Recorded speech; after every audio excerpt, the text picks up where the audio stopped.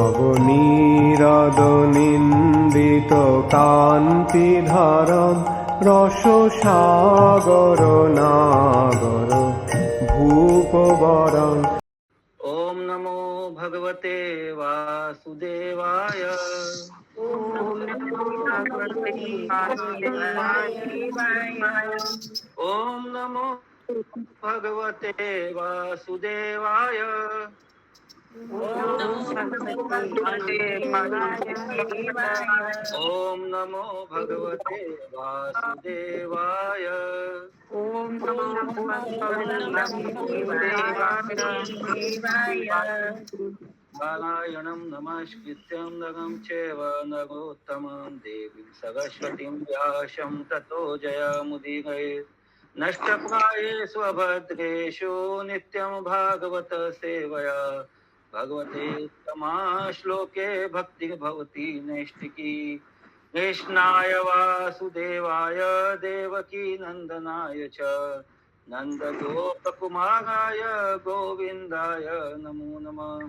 मूकं करोति वाचालं पङ्गुं लङ्घायते गिरिं यत्कृपातमहं वन्दे श्रीगुरुदीनतारिणं श्रीचैतन्य ईश्वरं परमानन्दमाधवम्। हरि ओम। किशोरी माता जी म्यूट कर दीजिए। श्रीमद् भागवतम स्कंद 5 अध्याय 10 श्लोक संख्या 9 से आज हम लोग श्रवण करेंगे, 9 से 14 तक। ब्राह्मण उवाच। ब्राह्मण उवाच। त्वयोदितं व्यक्तमविप्रलब्धाम् अविप्रलब्धम् भर्तु समेष्यादधि वीरभागा।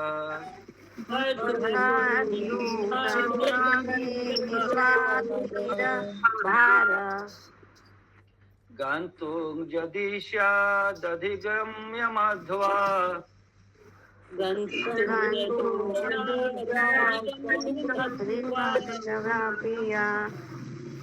पीवेति रसो न विदां प्रवाद।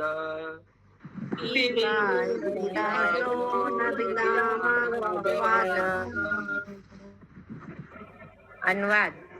महान ब्राह्मण जड़ भरत ने कहा, हे राजन वीर, आपने जो कुछ व्यंग में कहा है वह सचमुच ठीक है। बैकग्राउंड नॉइज आ रहा है, हरी बोल। किसी का खुला हुआ है क्या, या फैन का आवाज आ रहा है? देखिए तो फिर कोई और पढ़े तो पूरा फैन का आवाज आ रहा है। हरे कृष्णा प्रभु जी, हम पढ़ रहे हैं। हाँ पढ़िए। हरे कृष्णा। अनुवाद। महान ब्राह्मण जड़ भरत ने कहा, हे राजन तथा वीर, आपने जो कुछ व्यंग में कहा है वह सचमुच ठीक है। ये मात्र उलाहना पूर्ण शब्द नहीं है, क्योंकि शरीर तो वाहक ढोने वाला है। शरीर द्वारा ढोया जाने वाला भार मेरा नहीं है, क्योंकि मैं तो आत्मा हूँ। आपके कथनों से तनिक भी विरोधाभास नहीं है, क्योंकि मैं शरीर से भिन्न हूँ। मैं पालकी का ढोने वाला नहीं हूँ, वह तो शरीर है। निसंदेह जैसा आपने संकेत किया है, पालकी ढोने में मैंने कोई श्रम नहीं किया है, क्योंकि मैं तो शरीर से पृथक हूँ। आपने कहा है कि मैं हृष्ट पुष्ट नहीं हूँ। ये शब्द उस व्यक्ति के लिए सर्वथा अनुरूप है जो शरीर तथा आत्मा का अंतर नहीं जानता। शरीर मोटा या दुबला हो सकता है, किंतु कोई भी बुद्धिमान व्यक्ति यह बात आत्मा के लिए नहीं कहेगा। जहाँ तक आत्मा का प्रश्न है, मैं न तो मोटा हूँ न दुबला। अतः जब आप कहते हैं कि मैं हृष्ट पुष्ट नहीं हूँ, तो आप सही हैं। और यदि इस यात्रा का बोझ तथा वहां तक जाने का मार्ग मेरे अपने होते तो मेरे लिए अनेक कठिनाइयां होती, किंतु इनका संबंध मुझसे नहीं, मेरे शरीर से है। अतः मुझे कोई कष्ट नहीं है। तात्पर्य। श्रीमद् भागवत गीता में कहा गया है कि जो आध्यात्मिक ज्ञान में उन्नत है वह कभी शरीर के सुख तथा दुख से विचलित नहीं होता। यह भौतिक शरीर आत्मा से सर्वथा पृथक है और शरीर के सुख तथा दुख व्यर्थ हैं। तप साधना का उद्देश्य शरीर तथा आत्मा के अंतर एवं शरीर के सुख दुख से आत्मा जिस प्रकार से अप्रभावित रहता है उसे पहचानना तथा समझना है। जड़ भरत वास्तव में आत्म साक्षात्कार के धरातल पर स्थित थे। वे देहात्म बुद्धि से सर्वथा परे थे। अतः उन्होंने राजा को विश्वास दिलाया कि उनके शरीर के संबंध में कही गई उसकी विरोधी बातें आत्मस्वरूप उन पर लागू नहीं होती हैं। हरे कृष्ण। हरे कृष्ण। कोई प्रश्न है किसी का? हाँ प्रभु, यहाँ पे आत्म स्वरूप पर मतलब शरीर पर आत्मा आत्मा आत्मा पर। हाँ।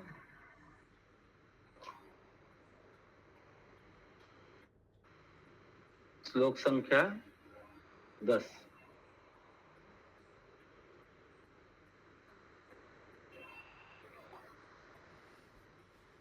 स्थौल्यं काक्षं व्याधय आधयश्च स्थौल्यं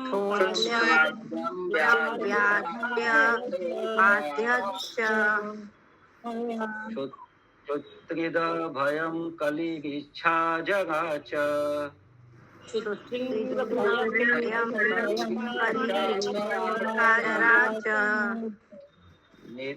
निद्रागतिर्मन्यो अहं मदसुचो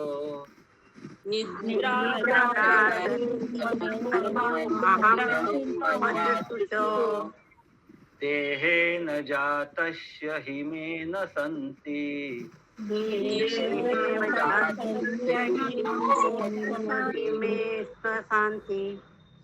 अनुवाद। मोटापा, दुबलापन, शारीरिक तथा मानसिक कष्ट, भूख, प्यास, भय, कलह, भौतिक सुख की कामना, बुढ़ापा, निद्रा, भौतिक पदार्थों में आसक्ति, क्रोध, शोक, मोह तथा देहाभिमान, ये सभी आत्मा के भौतिक आवरण के रूपांतर हैं। जो व्यक्ति आप जी ठीक से पढ़िए। काव्य माता जी म्यूट करेंगे। मोटापा, दुबलापन, शारीरिक तथा मानसिक कष्ट, भूख, प्यास, भय, कलह, भौतिक सुख की कामना, बुढ़ापा, निद्रा, भौतिक पदार्थों में आसक्ति, क्रोध, शोक, मोह तथा देह अभिमान, ये सभी आत्मा के भौतिक आवरण के रूपांतर हैं। जो व्यक्ति देहात्म बुद्धि में लीन रहता है वही इनसे प्रभावित होता है, किंतु मैं तो समस्त प्रकार की देहात्म बुद्धि से मुक्त हूँ। फलतः मैं न तो मोटा हूँ न पतला, न ही वह सब जो आपने मेरे संबंध में कहा है। तात्पर्य। श्रील नरोत्तम दास ठाकुर ने गाया है, देह स्मृति नहीं जार, संसार बंधन कहाँ तार। जो आध्यात्मिक रूप से उन्नत है उसका इस शरीर से या शरीर के कर्मों से कोई संबंध नहीं रह जाता।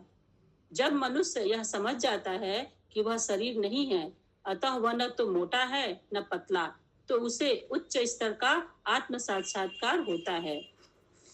किंतु जब वह स्वरूप सिद्ध नहीं होता तो देहात्म बुद्धि उसे संसार में उलझा देती है। इस समय समूचा मानव समाज देहात्म बुद्धि के अधीन कार्यशील है। अतः शास्त्रों में इस युग के व्यक्तियों को द्विपद पशु कहा गया है। जो सभ्यता ऐसे पशुओं द्वारा संचालित हो उसमें भला कोई कैसे सुखी रह सकता है। हमारा कृष्ण भावनामृत आंदोलन पतित समाज को आत्मज्ञान के धरातल तक उठाने के लिए प्रयत्नशील है। प्रत्येक प्राणी के लिए जड़ भरत की ही भांति तत्क्षण स्वरूप सिद्ध हो सकना संभव नहीं है। फिर भी श्रीमद् भागवतम 1.2.18 में कहा गया है, नष्ट प्राय सुभद्रेषु नित्यं भागवत प्रायेष्व भद्रेषु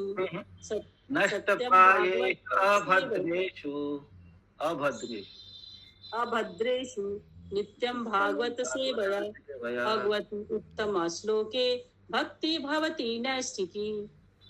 जितने ही हम देहात्म बुद्धि से दूर रहेंगे उतने ही हम भक्ति में स्थिर होंगे और उतने ही अधिक शांत एवं सुखी हो सकेंगे। इस संबंध में श्रील मध्वाचार्य कहते हैं कि जो भौतिकता से जितना अधिक प्रभावित होते हैं उनमें उतनी ही अधिक देहात्म बुद्धि होती है। ऐसे व्यक्ति विभिन्न शारीरिक लक्षणों के प्रति चिंतित रहते हैं, किंतु जो देहात्म भाव से मुक्त होता है वह भौतिकता में भी शरीर के बिना जीवित रहता है। हरे कृष्ण। हरे कृष्ण। क्लियर है? आगे बढ़े। श्लोक संख्या 11। जीवन मृतत्वं यमेन राजन् जीवन नियमेन राजन् अवद्यादिकृतस्य दृष्टाम्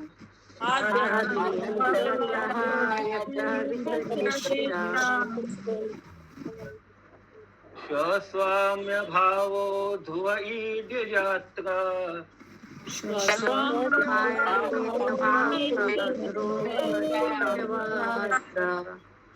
तमुच्यते सौविधिकृत्य योगा।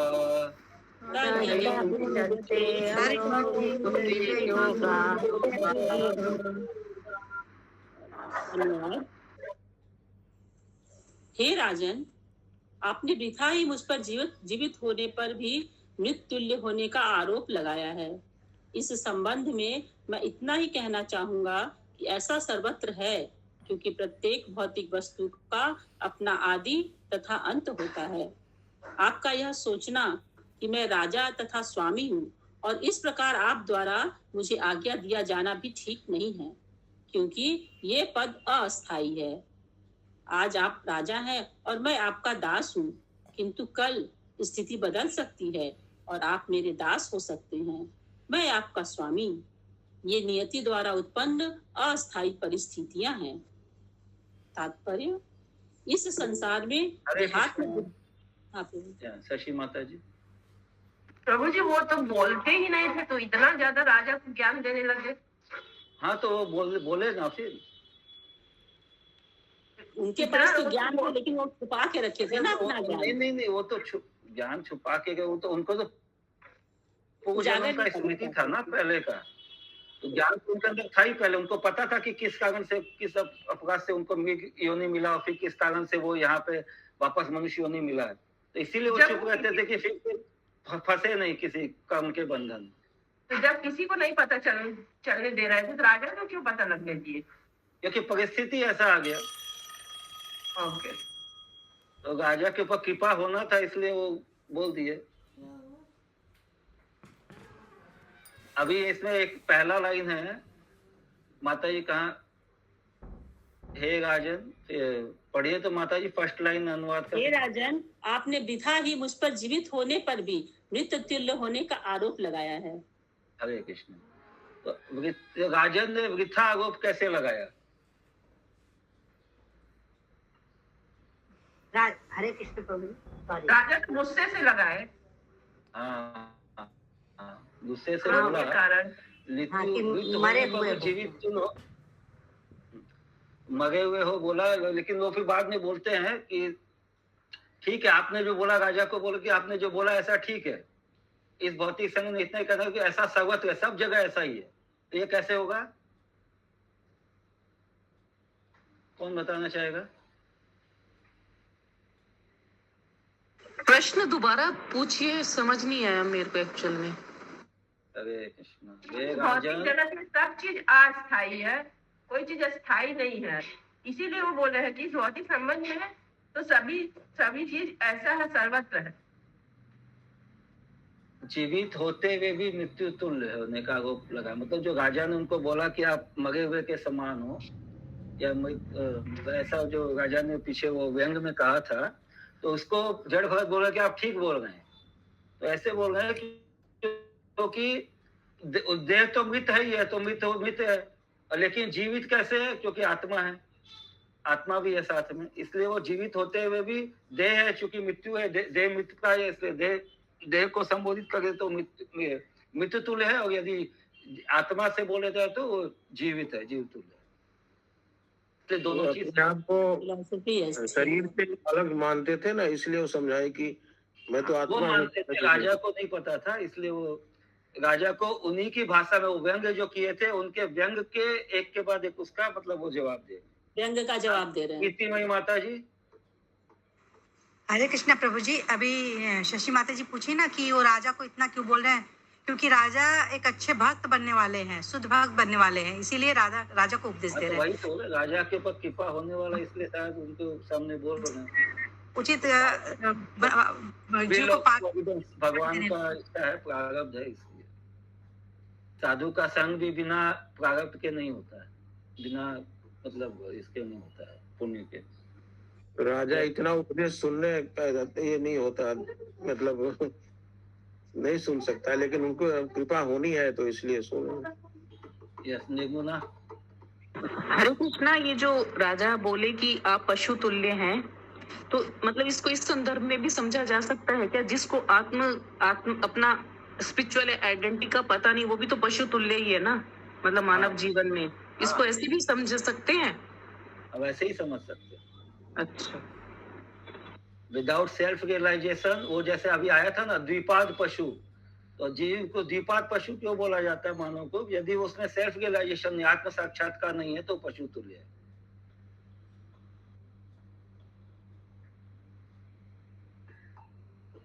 अंजना माता जी। हरे कृष्णा प्रभु जी, सादर प्रणाम। जो भरत महाराज जो थे वो राजा के सामने इस वजह से बोले क्योंकि पिछले जन्म में उन्हीं की वजह से वो वैकुंठ जाते जाते रुक गए थे, नीचे आ गए थे, तो मतलब उनका पता नहीं था, क्योंकि पिछले जन्म में राजा था जो था वो हिरण था ना, और वो अच्छा ये आया क्या वृत्तांत? मैंने प्रभु जी से मैं सुना था, मतलब मैंने एक स्टोरी में सुना था। इसमें भागवतम में तो नहीं आया? भागवतम में ही था वो, मतलब मैंने सुना था प्रभु जी की वो। आगे बोल। हाँ गायत्री राधा माता जी। प्रभु हम भी सुने हैं कि राजा रघुवन उसके अगले जन्म में मीर गिर। अच्छा, हो सकता है बाद में आए इसके बारे में। फिर उन्हें राजा के थ्रू से वो संसार के लोगों को भी बताना चाहते हैं कि आत्म देह आत्म बुद्धि का कोई ये नहीं है, अस्थाई नहीं है। जो ये ब्रह्मांड में जो भी, ये संसार में जो भी चीज है भगवान द्वारा उत्पन्न किए गया हुआ, वो अस्थाई नहीं है, उसका परिवर्तन होगा ही। आज वो राजा है तो कल वो उनके उसके बाद तीसरा होगा, कभी आगे आएगा। ये सब हरे कृष्णा। देखो ना वो अंजना माता जी और जो गायत्री माता जी बोल रहे हैं, उन्होंने सुना है तो किसी इस्कॉन के लेक्चर में ही सुना है, या मतलब कैसे सुना है, या भागवतम से? जी माता जी। नहीं माता जी, अच्छा, प्रशांत मुकुंद प्रभु जी का। जी माता जी। जी माता ओके, वो तो आपको बताएंगे माता जी। हम हो सकता है आगे आए ये डिटेल, अभी हम लोग तो पूरा कंप्लीट नहीं किया ना, तो हो सकता है वो आगे आए। ठीक है, आगे तात्पर्य, इस संसार में देहात्म बुद्धि ही सारे कष्टों का मूल कारण है। विशेष रूप से कलयुग में लोग इतने अशिक्षित हैं कि उनकी समझ में यह नहीं आता कि यह शरीर प्रत्येक क्षण बदल रहा है और अनंतिम परिवर्तन ही मृत्यु कहलाता है। जो इस जन्म में राजा है वही कर्मवश अगले जीवन में कुत्ता बन सकता है। आत्मा तो भौतिक प्रकृति की शक्ति से उत्पन्न गहरी निद्रा में मग्न रहता है। वह एक प्रकार की अवस्था से दूसरे प्रकार की अवस्था में रख दिया जाता है। बिना आत्म साक्षात्कार तथा ज्ञान के बद्ध जीवन चलता रहता है और मनुष्य अपने आप को झूठे ही राजा, दास, कुत्ता या बिल्ली कहलाने का दावा करता है। ये परम व्यवस्था द्वारा लाए जाने वाले विभिन्न रूपांतर है। मनुष्य को इन अस्थायी देहात्म बुद्धि की कल्पनाओं से भ्रमित नहीं होना चाहिए।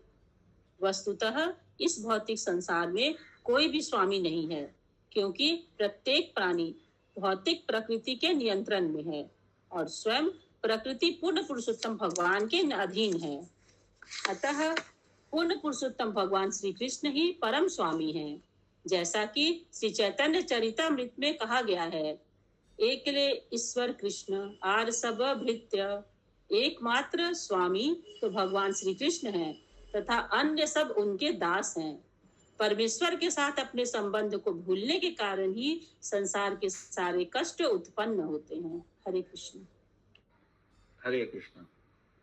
श्लोक संख्या 12।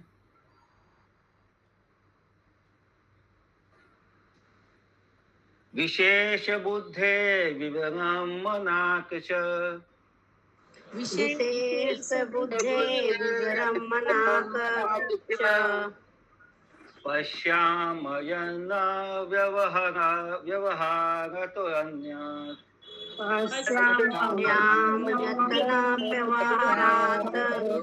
अन्यत् कारीश्वरस्तत्र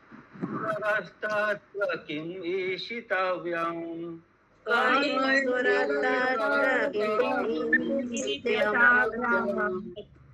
तथापि राजन् करवाम किं ते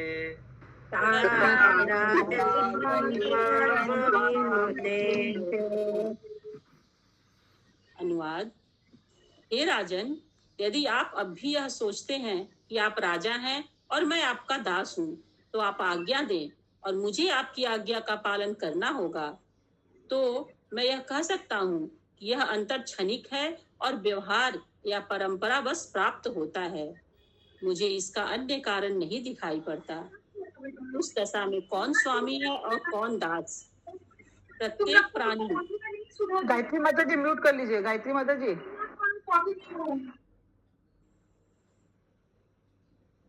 प्रत्येक प्राणी भौतिक प्रकृति के नियमों द्वारा प्रेरित होता है।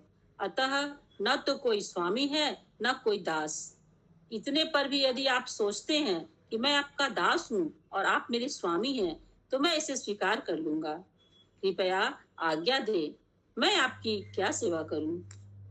तात्पर्य। श्रीमद् भागवतम में कहा गया है, अहम मामेति, मैं यह शरीर हूँ और इस शारीरिक संबंध से ही वह मेरा स्वामी है, मेरा दास है, मेरी पत्नी है या मेरा पुत्र है। ये समस्त भाव शरीर के अनिवार्य परिवर्तन तथा भौतिक प्रकृति की व्यवस्था के कारण अस्थिर हैं। किसी अन्य के निर्देशन में स्वामी या सेवक की तरह अभिनय करते हैं। हमें चाहिए कि मनुष्य के रूप में इस प्रकार का अभिनय करना बंद कर दें। हमें चाहिए कि हम अपनी मूल स्वाभाविक स्थिति कृष्ण भावनामृत को प्राप्त करें। इस समय हमारा वास्तविक स्वामी तो भौतिक प्रकृति है। देवी है सा गुणमयी मम माया दुरत्यया। श्रीमद् भागवत गीता 7.14। भौतिक प्रकृति के सम्मोहन से हम सेवक तथा स्वामी बन रहे हैं, किंतु यदि हम श्री भगवान तथा उनके शाश्वत सेवकों द्वारा अनुशासित होना स्वीकार कर ले, तो यह क्षणिक अवस्था समाप्त हो जाए। हरे कृष्ण। हरे कृष्ण। नेक्स्ट श्लोक 13।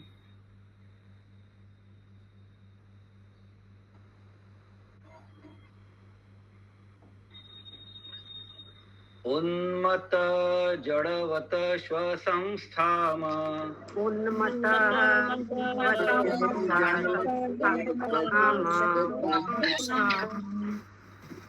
गतस्य मे वीर चिकित्सितेन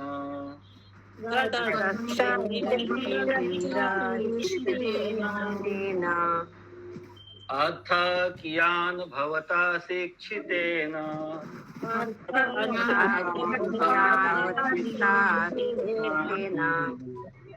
स्तब्ध प्रमतस्य च पेष्टपेश।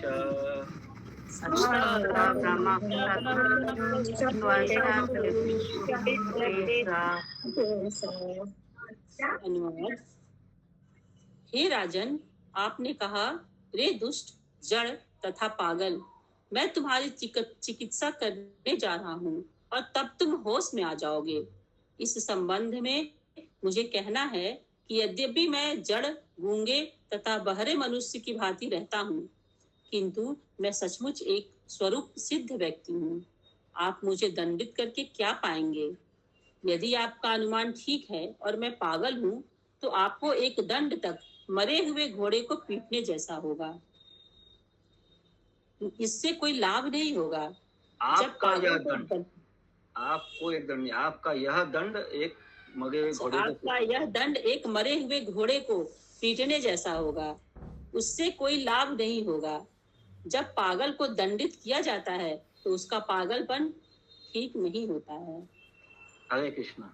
देखिए, महाराज जड़ भगत जो है, अभी इससे एक चीज समझ में आ रहा है कि इन्होंने राजा को क्यों बताया, उद्देश्य क्यों दिया, क्योंकि वो तो एक सिद्ध पुरुष थे। यदि राजा और फर्दर उनका अपमान करता है, कुछ दंड देता है, तो इससे राजा का ही नुकसान होता है। तो राजा को आगे जो पाप नहीं करे उससे बचाने के लिए लगता है कि इन्होंने उसको उपदेश दिया।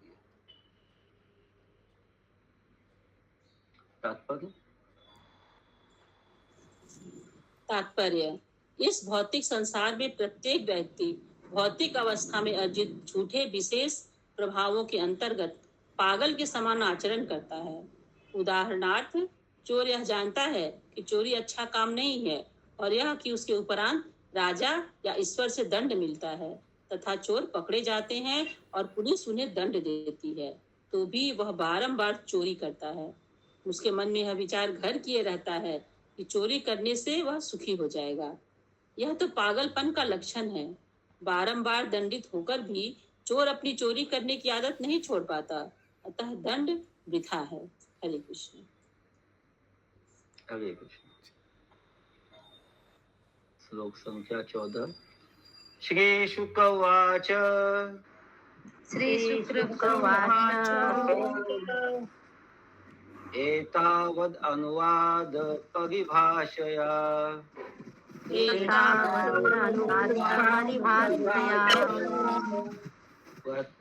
प्रत्योक्तिय मुनिवर उपशमशील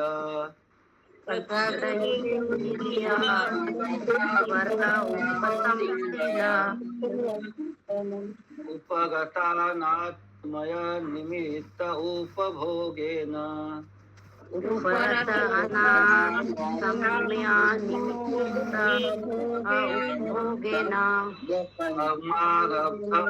व्यापनयन् राजयानपैनतो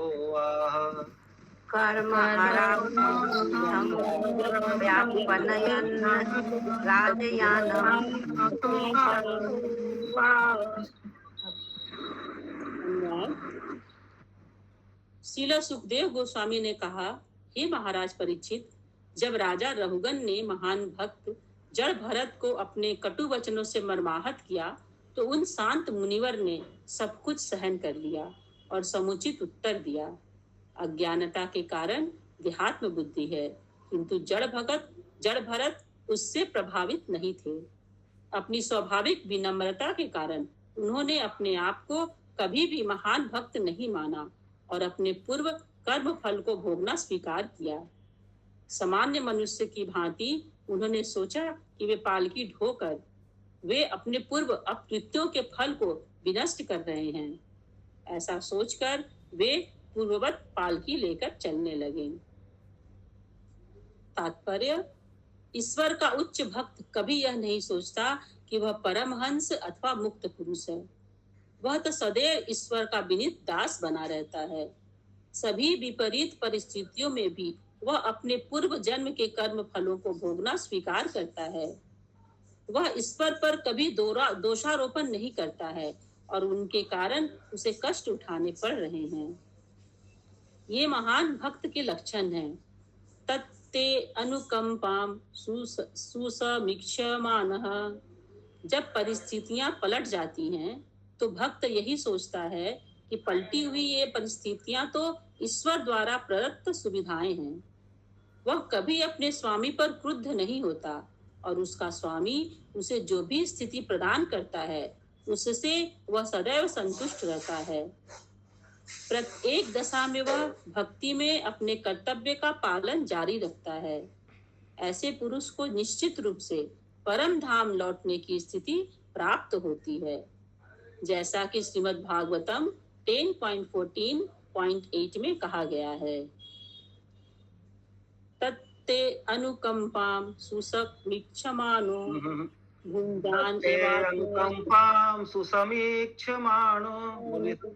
भुञ्जान एवात्मकृतं विपाकं हृद्वाग वपुर्भिविधाननमस्ते जीवेत यो मुक्ति पदे सदाय भाग। हे ईश्वर, जो आपकी अहेतुकी कृपा प्राप्त करने के लिए निरंतर प्रतीक्षा करता है और आपको हृदय से सादर नमस्कार करता हुआ पूर्व दुष्कर्मों के फलों को भोगता रहता है, वह अवश्य ही मुक्ति का भागी है, क्योंकि यह उसका अधिकार बन जाता है। हरे कृष्ण।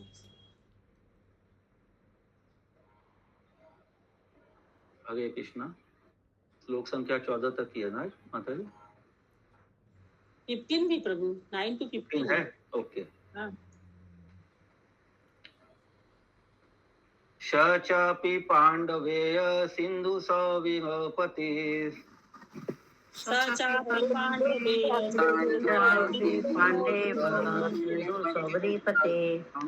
तत्त्वजिज्ञासयं सम्यक् श्रद्धयाति कृताधिकारस्त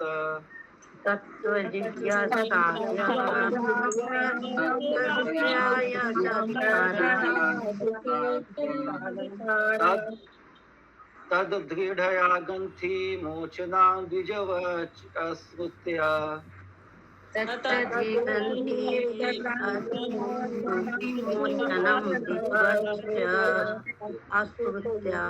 बहुयोग ग्रंथ सम्मतम त्वया बहुय शीर्षा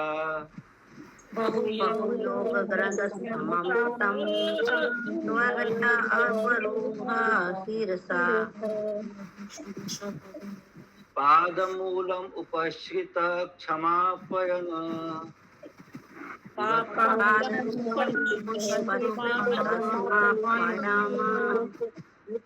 विगत नृपदेवस्मय उवाच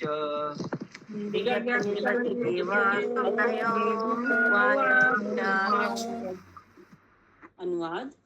श्रील सुखदेव गोस्वामी ने आगे कहा, हे श्रेष्ठ पांडुवंशी महाराज परीक्षित, सिंधु तथा सौवीर के राजा रहुगन की परम सत्य की चर्चाओं में बड़ी श्रद्धा थी।